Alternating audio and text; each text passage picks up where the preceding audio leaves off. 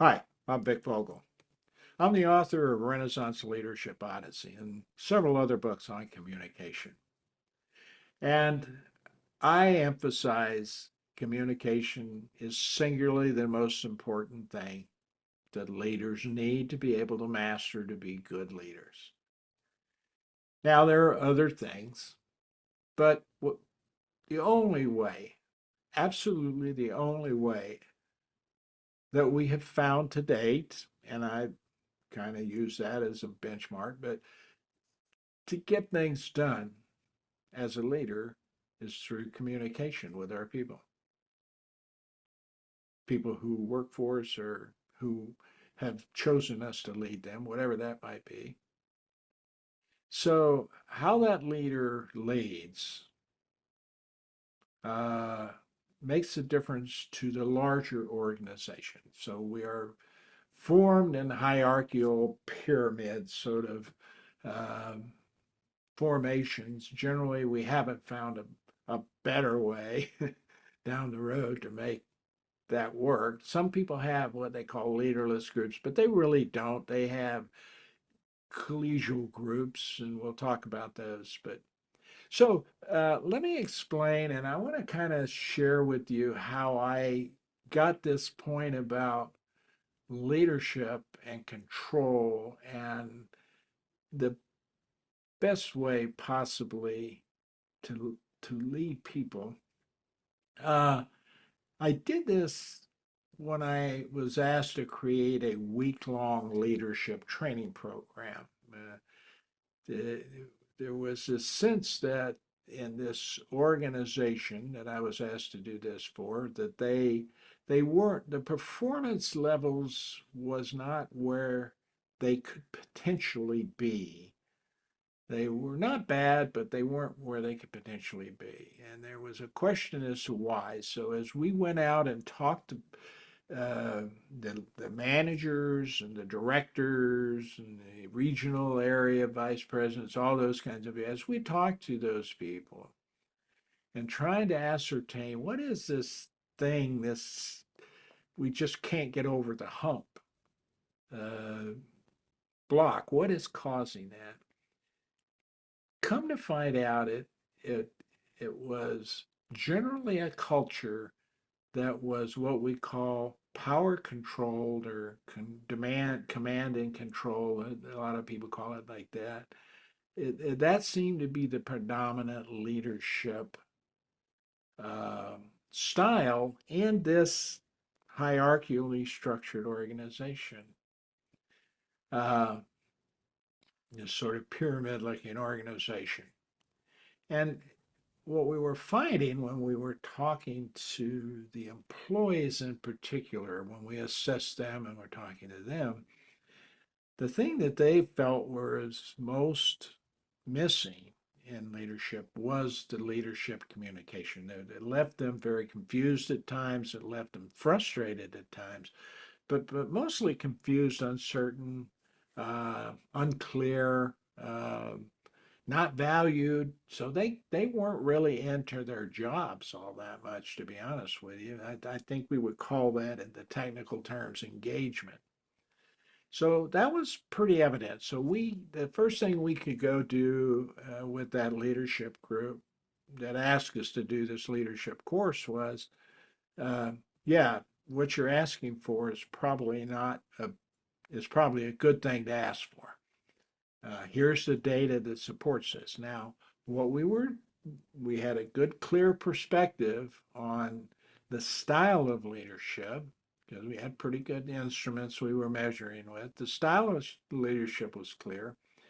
We knew the employee satisfactual perspective about leadership in the organization and the engagement level. We could pretty much tell employees weren't excited, they weren't enthusiastic, no new ideas were coming out, things like that. There's a lot of things you can measure to ascertain whether that's there.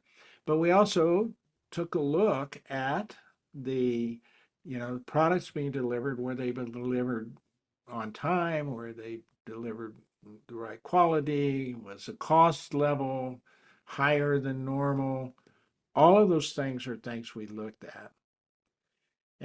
So we had a pretty significant assessment of the organization's status quo, if you will. So the question becomes, what do we need to do? What's the best approach that we need? Is it a process approach? Is it a systems approach? What is it we need to do to go in there and make some changes? And I would venture to say that some processes, some changes were definitely needed, but they weren't going to work until we got the organization environment all unified and supportive. What would happen is you'd be putting in processes and systems with a lot of resistance, and you might eventually get them done, but it would cost you a lot. It would take a lot longer to do, and it's frustrating. And you're going to lose a lot of people and have to hire new people. All the costs would go up. That was our basically uh, that was what we told them, and they needed to think about this, and because it was going to cost some money to design a 1 week leadership program where you brought leaders. And what leaders would you bring in? Were you going to do executives? Were you going to do vice presidents? What level of leaders? It came down to the fact that the management team that we thought would be most impactful based on this analysis was the lower level management first. In other words, we wanted to impact the people who had the most direct contact with the employees, who could sort of change the attitude of the employee environment the fastest and the most effectively. And that happened to be like an assistant manager, supervisor, that kind of level rank. And we chose leaders to do this with because we knew that what the organization's mission and vision was not a bad one. It was a pretty good one, in fact. The problem was they didn't have the skill sets, or the skill sets that they needed to have happen weren't happening. And we found out the reason they weren't happening is because the leadership, uh, they knew what leadership was and was about. Their problem was they could not connect with people in a way that was clear and there was not a lot of clarity. There was not a lot of empathy associated with for the employees and those things. They saw employees as just utility tools to get their product out the door.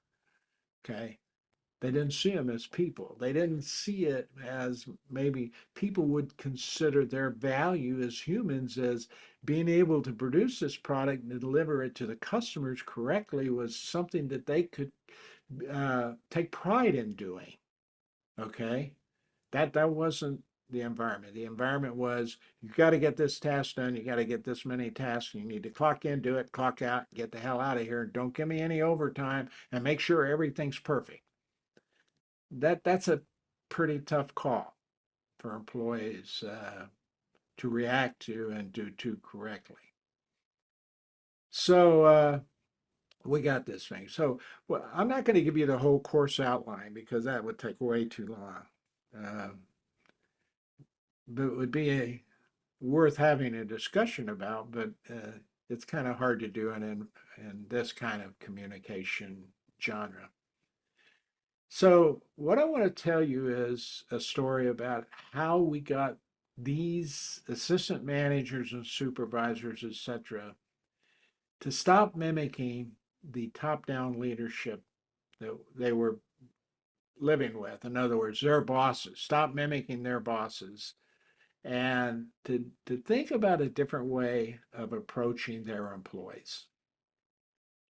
So here's what we did. We put that program together, and I want to talk to you about one specific training module we did, if you will, that really I think drove home what we were teaching, because we were teaching motivation, we were teaching communication, we were teaching critical thinking, decision making, all of those skill sets that leaders have. There's in my lifetime as a leader, I could probably say they narrow down to about 12 you do every day that you're a leader. Like having difficult discussions and performance appraisals and how to get teams to work together. Those are skill sets. But there's certain communication processes and there's certain things about particularly interpersonal communication that if you don't master, then the way it's not so much what you say. You're saying all the right words and using the right tools of a leader on a particular leadership skill, but the way you're delivering that is what impacts those people more than what you are telling them. And so consequently, as a leader, your impact gets narrowed quite a bit depending on which leadership style you use. Now, what we've figured out is there's probably about two leadership styles. If you want to kind of talk at the extremes, there's a lot of different people who have different varying aspects of these leadership styles. But let's talk about the extremes just from an educational and understanding, an easier understanding of the leadership styles. There's the power, what we call legitimate power-based leader. This is a leader who is hired, assigned the role, has the title, has the badge, has the office plaque saying, I am vice president, director, uh, manager, whatever the title is. But you have to assign leadership as a philosophy or ideology, if you will, across all of those. All of those people are leaders in one way. They just have different levels of responsibility. Is what differentiates a hierarchical structure. But they're all leaders. They're all leaders. We expect a little more out of a vice president than we do an assistant manager. But let's take assistant managers because that was one of the groups we dealt with first. The thing that in that week that probably turned the tide to most in my mind was an exercise that we did called survival. And it's not like you see on TV. Trust me, it's all the kind of thing. What you're seeing on TV, by the way, is not promoting what I would say is a good leadership model. It's promoting things like deceit and deception and lying and cheating, etc. You start thinking you want to run your department the way they do on Survivor TV. You're going to find yourself in trouble.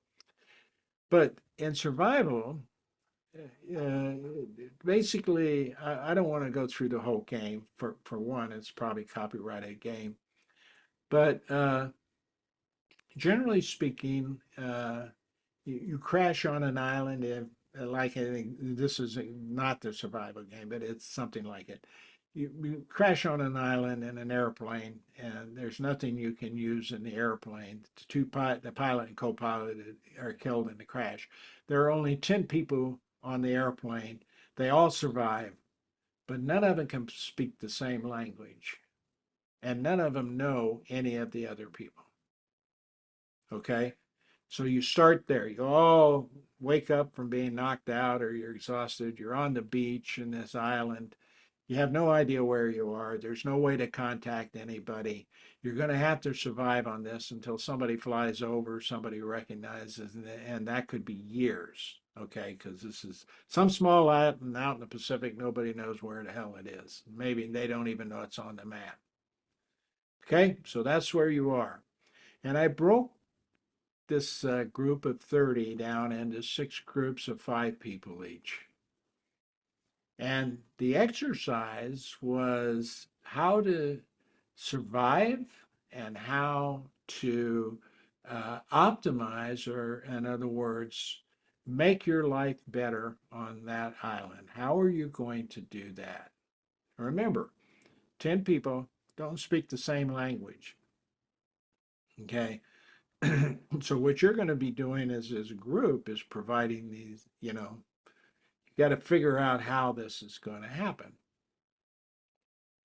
So uh, one of the things we did immediately is we controlled the communication. You want to know why I think communication is important? This will point this out real well. We control the communication. You have separate groups. So we put all 5 groups, 6 groups, I'm sorry, all 6 groups in different rooms. Okay. And we locked the doors. Or we didn't lock the doors, we shut the doors. So they were in there and they had to go to work on this, the things they had to get done to survive. We didn't tell them to be survival experts. We kind of told them what it took to survive. They had to figure out how to make that happen. How were they going to make that happen? Another way I did this is I had one of those little plastic cars you put together, uh, like a Lego car kind of thing. And they had to put the car together and they had to, make it do certain tasks. And there's a lot of ways you can do this. Survival was one, that Lego car is another. But they're operating in a group. So the groups were all separate. They couldn't leave the room and go talk with the other groups. They couldn't get any advice from any of the instructors.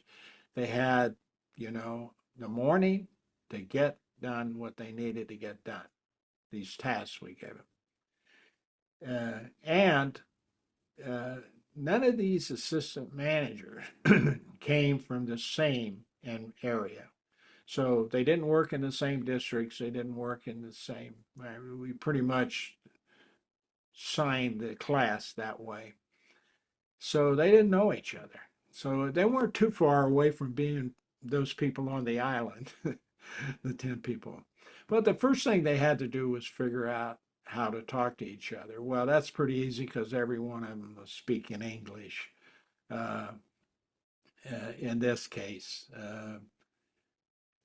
you could have had somebody possibly who didn't speak real good English, or it might have been from another country. Most of these people could speak English well. So the language problem was solved fairly quickly. The that wasn't something they had to deal with. Coming together about what they had available to them, the use of those things, how they were going to use that to survive, to be safe and secure, and to begin to feel comfortable and have a sense of value as a human, which is something that lose real quickly if you're in a survival situation.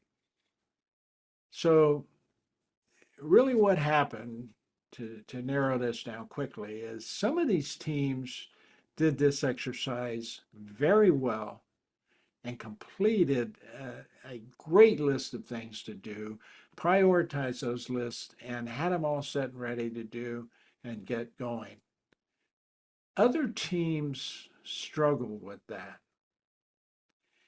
Now, all the teams had the same instructions, all the teams had all the same materials, and they were told the best way to survive. But things got in the way. And it really formulated around the perspective or the ideology about how that group was going to organize as a group. And I will tell you this, from the beginning of time, when there were groups of people that were together, there is a leader that emerges. There is a leader that emerged in all 6 of these teams. Okay. How that leader emerged had a lot to do with how that team performed. We know that in organization general. I basically say leaders are in a hierarchically structured organization. Leaders are the primary lifeblood of the organization. If, if you don't have good leadership, you're going to struggle. So we wanted these leaders to experience is how does leadership evolve, and how what happens when it evolves certain ways. So luckily enough in this game we didn't have six of the most effective leaders in the world all together, and consequently they just did it like lightning speed. There were struggles. So we told people, um, when they got their tasks done and we authorized what they did, they were free to leave the room, go to the break room area, and just kind of sit around until the whole class, that all the groups were completed. And they all had a specific, we had a cutoff time, but it's usually everybody was completed by the cutoff time, usually. But some weren't. Some groups were still struggling. So it was interesting to hear the groups when they left the room, because we always had somebody in there, a couple of us in there with the group in the break room area. And it was interesting listening to how they were talking about how they solved the problems. And really, it broke down to there's two approaches that leaders were taking, or the groups were taking. One, every group agreed to. We need somebody. The first thing is, anybody had any experience in this? Yeah, I was in special forces, and I was in Iraq somewhere, and I had survival training. Oh, okay. Well, you're probably the ideal person to let's go down. Yeah, I can do that. I'm an expert. I know that. You guys, if you guys want to follow me, I tell you, I can tell you exactly what to do. And then you had other groups who people were going, none of us have ever been in a survival situation before. My God, I don't know. Where do we start? Where do we begin? Does anybody have any ideas? So it was that kind of environment this launched the leadership roles. And on one hand, you had this group, no one was there. Everybody was counting, trying to figure out what everybody else knew. Everybody was engaged in it. Everyone had some ideas and thoughts, and everybody was heard and listened to, and things were discussed out as being reasonable or not being reasonable. And that group was coming real quickly into line with what we gave them and the path we said was going to be the best approach to get out of there. How to do that. They were going right down the path like they should. And it was because the communication was collegial. It was egalitarian is another way to put it. It was communal. Everybody was concerned about getting everybody else's opinion because it was one where we all wanted to get out of here alive. Okay, we want to all be safe and secure. We want to all be in a situation where we can figure out how to live in a way that's going to be good living until we can get rescued. And that, a rescue plan had to be put in place and all that. Then there was the other one where this, in many cases, it began with someone in the group going, hey, I was in special forces. I had survival training. I know exactly how to get out of this. So, what I'd like you guys to do is let me sort of tell you what we have here, what I know from what I learned, and I'm going to show you and how I actually had to survive sometimes. And here's how we're going to do this. Well, the game wasn't set up on just pure survival, it was set up on a leadership model, how to get the maximum input out of people. So, an individual who has survival skills is not necessarily the expert that's going to be the one you would want to choose for this particular exercise. Uh, but we didn't tell anybody this up front, of course. So, this person becomes the authority. So, what happened is these groups that were using that communal, egalitarian, collegial kind of communication process where everything was transparent, everybody was perceived as getting some input, and then what they do as a group, they kind of decided that that makes sense or it doesn't make sense. they were collaborating. They were getting what we call synergy, and synergy is where the group's idea is better than any one individual's ideas out there, because you've got a lot more minds on it. You've got a lot more senses on it. Everything is you've got a lot more working for you when you have 10 people united and working together than you have one person trying to convince nine other people this is right. Because what happened in that group was they would say, no, this is the first thing you want to do. Okay, this is the very first thing you want to do. And the other person go, that doesn't sound right to me based on what they told us here. And he's going, listen, I'm the expert, right? Yeah. Do you have survival training? No, I've never been in a survival situation. Well, I have. I've had it. I'm telling you. I've been there and I gotten out. Okay. Wouldn't you think that's why you should trust me? The guy was just basically beaten down into, yeah, I guess I'm worthless. I don't know anything about survival, so I'm just going to sit back and let you make the decisions. And in most cases, that person who has survival experience pretty much subserviated everybody underneath them, told them what they needed to do, and these people were resisting a little and challenging a little, and each time they were beaten down. Now, we call that a power based control and command and control leadership environment. And that's because the person was establishing the legitimacy of their leadership role. The legitimacy was built around their experience, their knowledge as someone who survived, and nobody else had any kind of knowledge like that to refute or say, well, based on this exercise, that doesn't sound like what they're looking for. They had no way of refuting that. So this person was gaining authority over these people and basically would demean them or would devalue what they said by logically saying, and survival is this, this, and this, and you don't know anything about survival, pay attention to me. It's kind of how cult leaders develop cults.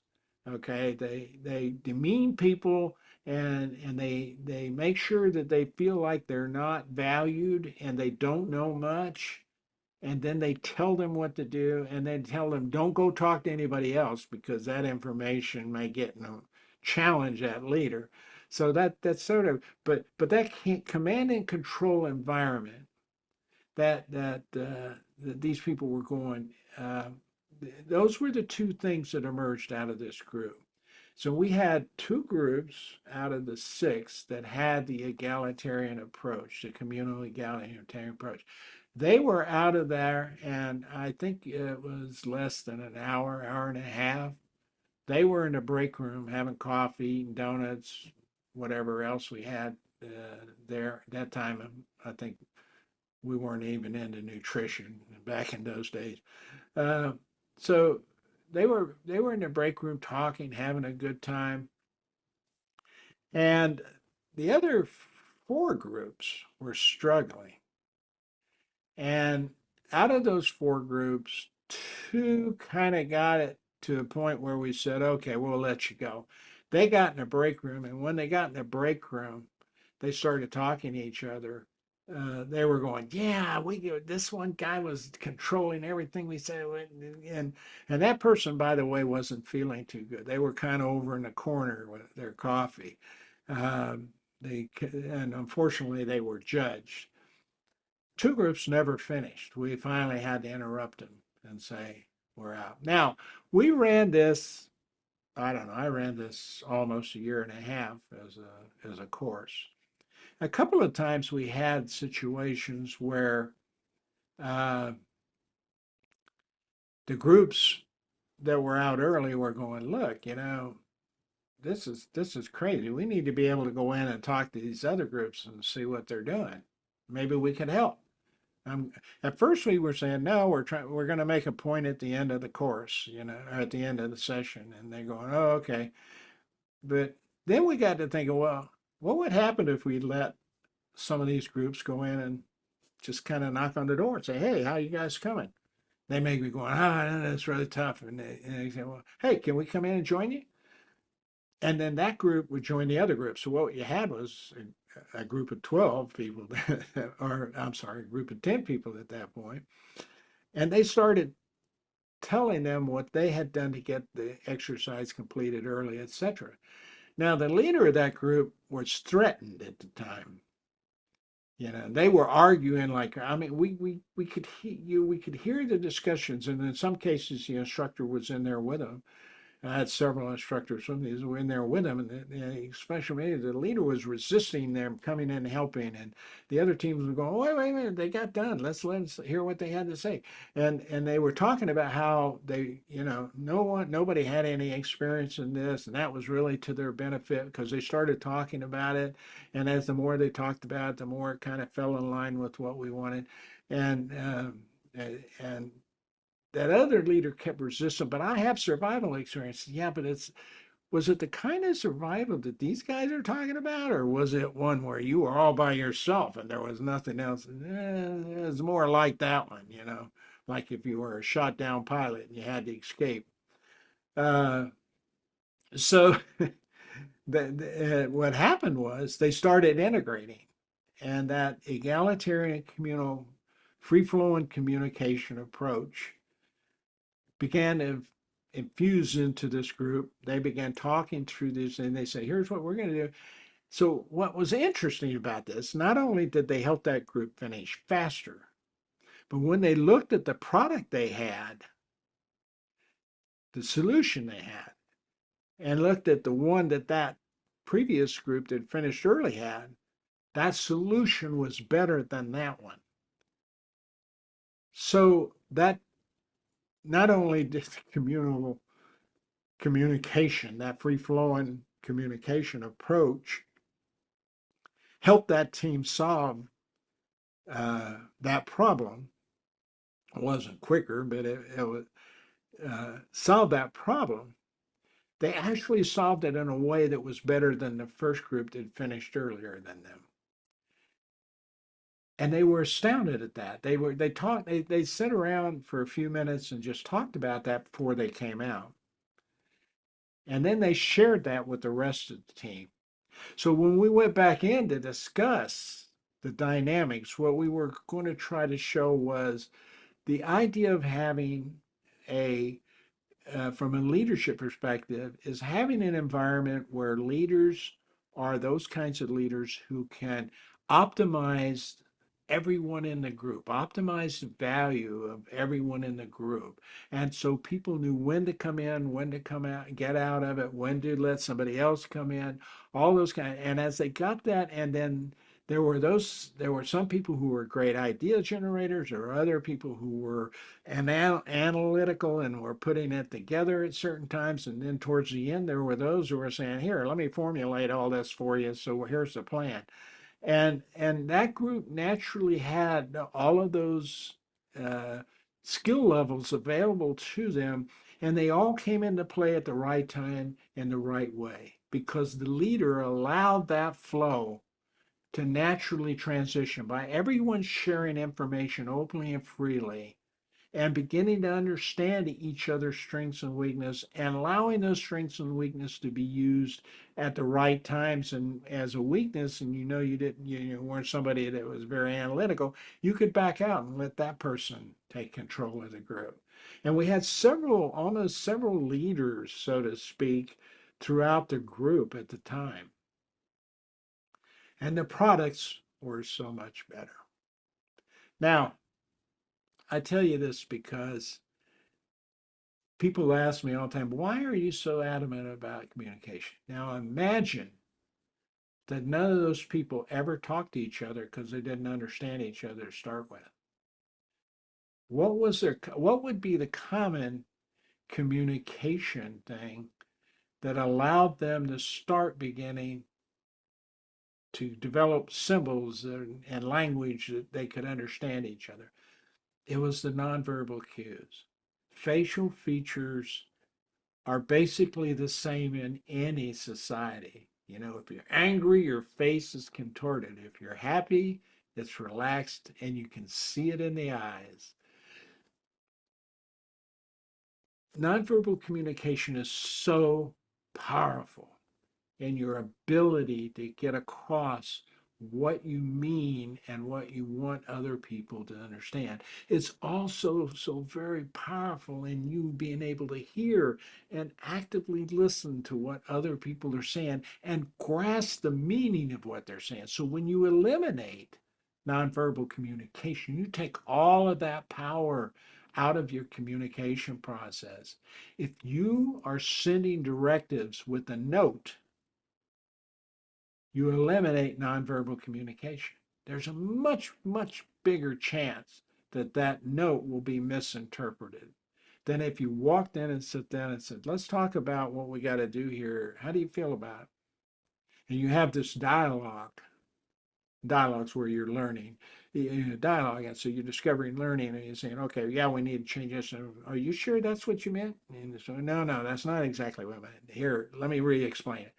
So that when you have that discussion versus a note with 6 bullet points, do this. And then the leader goes in and says, I gave you the damn instruction. I don't understand why the hell you can't get the job done. If you would have sit down and explained it, it may have come across totally differently to that employee. So these are the things that I want you to understand about why I am adamant about interpersonal communication being such a massive part of leadership development. Because if you can do that, if you can understand the differences in terms of the culture and the environment it creates, then your interpersonal, and then you tie the interpersonal side of interpersonal communication. If you can get those processes I'm talking about, a good clear message, a delivery system that is congruent and understandable, the ability to listen and actively get feedback correctly and go through the looping discussions of dialogue until you get agreed upon meaning about results and outputs. Okay, that's a communication process. Now, if you do that with empathy for who you're working with or you're talking to, who you're providing direction to, if you have empathy, if you have compassion about this person. In other words, you do it at a time where you're not interrupting them or they're not under stress and they can pay attention and you allow them to speak. You don't interrupt them so you can understand what they're saying when they're giving you feedback. And that's when you find out, oh, well, maybe I didn't explain this as well as I should. Let me go back and do it again. When you have that kind of ongoing dialogue, that looping dialogue to clarify meaning, to make sure there's understanding, then you have, and that person knows that you have their best interest at heart because you're taking the time to explain it. The fact you show up and do this in person and take the time to explain it says volumes about what you care about that person as an employee. Leaving them a note sends them a signal too. Think about it.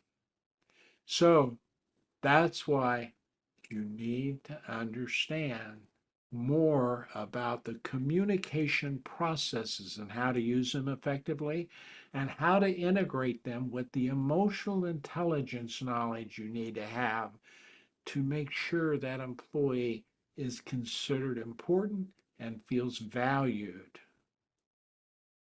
That happens through this communication process called interpersonal communication. That's my lesson for you today. Don't be a legitimate power-based leader. Be a leader who cares about the people that work for you, is compassionate for them. You have compassion for them. You have empathy for them. You respect them, you engage them, you help educate them, that you care about them, you value them. They're important for you to get the work out there you need done. More importantly, you want them to benefit from that work also. You want them to feel good about what they do. Now, that person is going to grant you the authority to lead them. Until that point, frankly, I don't care what your title is. You have no authority. You cannot force someone to see you as a leader. They've got to want to be able to see you as a leader. They got to feel like they want to see you as a leader. Then you've got yourself into a leadership role. Have a nice day.